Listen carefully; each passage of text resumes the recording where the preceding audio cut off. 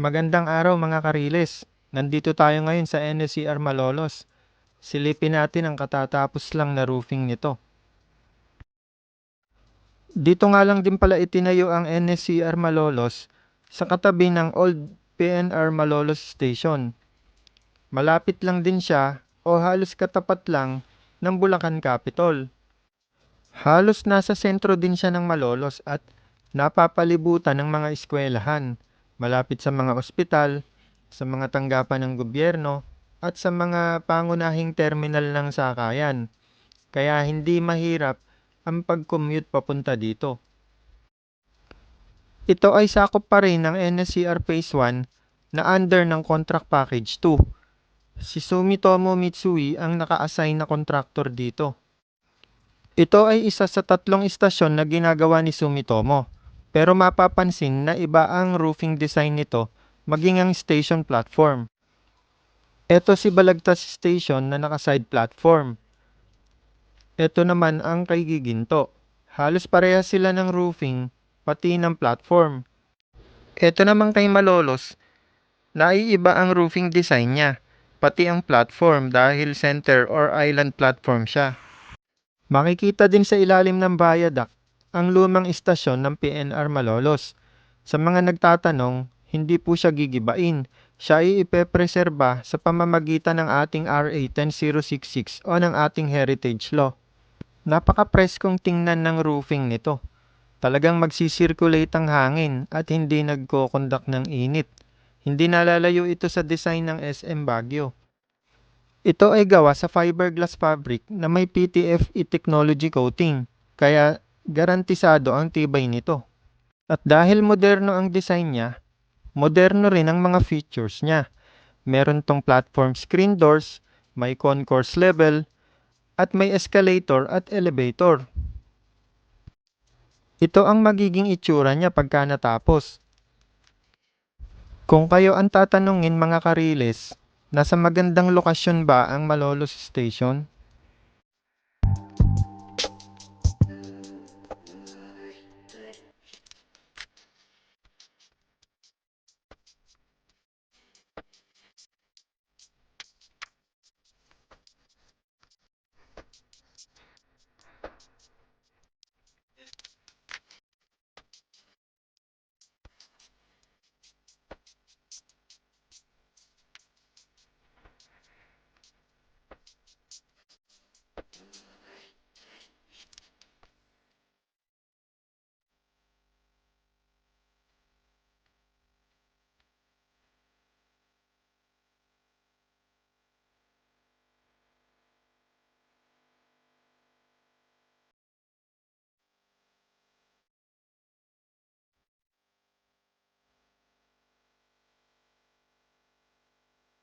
Gaya nga ng nabanggit kanina, si NSCR Malolos ay center or island platform.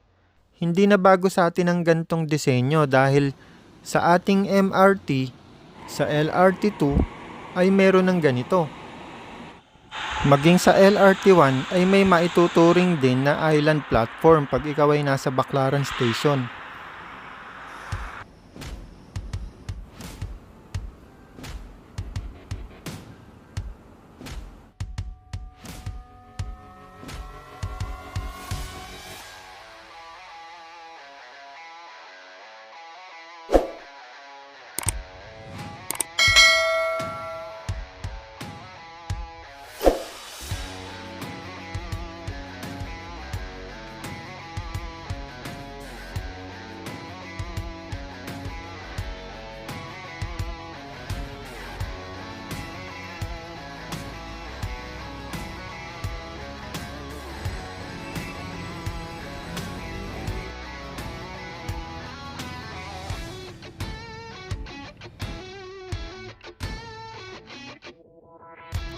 Kung ikaw naman ay umabot hanggang dito, paki-like and share naman ang update natin para mapanood din ng iba.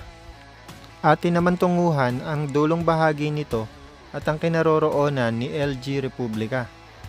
Segment na ito ay triple track. Yung isang viaduct ay nakalaan na maging pocket track o reserve track. Ito nga pala ang boundary ng NSCR Phase 1 at ng NSCR Phase 2. Yung mga poste na nakikita nyo na wala pang viaduct ay ang umpisang bahagi ng Phase 2. Kaya naman ito ay sakop na ng Contract Package N01 na under ni HMD Joint Venture. Kaya yung pupuntahan nating LG Republica ay sakop na ni Phase 2. Ito nga pala ang Malolos City Hall at ang Malolos Sports and Convention Center. Base sa aking bilang, meron na lamang 11 span ang natitira para magkakonekta ang Phase 1 at Phase 2. Dito sa segment na ito, magkakaroon ng merging lane. Mula sa double viaduct, magiging single viaduct na uli siya. Kaya naman mapapansin natin na malaki na uli yung isang pierhead bago dumating sa launching gantry. Magkakaroon na uli ng adjustment sa flange niya. Makikita natin yan sa viaduct layout at in-screenshot ko yan para maipakita dito.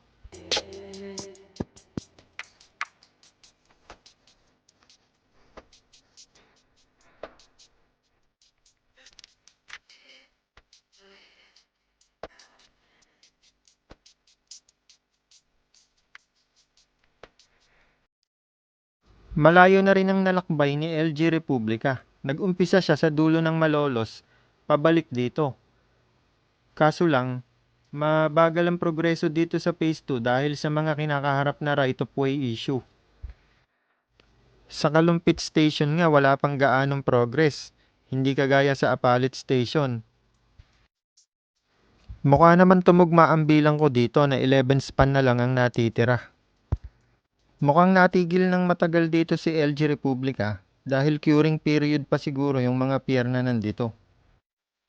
Kapag ito ay natapos, magkakaroon ito ng partial operation mula Malolos hanggang West Valenzuela. Hindi tiyak kung 2026, 2027 ba o baka maging 2028 pa.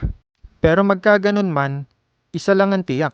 Marami nang nag-aabang dito at marami nang excited sa proyektong ito. At isa na ako doon. Hanggang dito na lang uli mga kariles at samahan niyo uli ako sa ating susunod na update.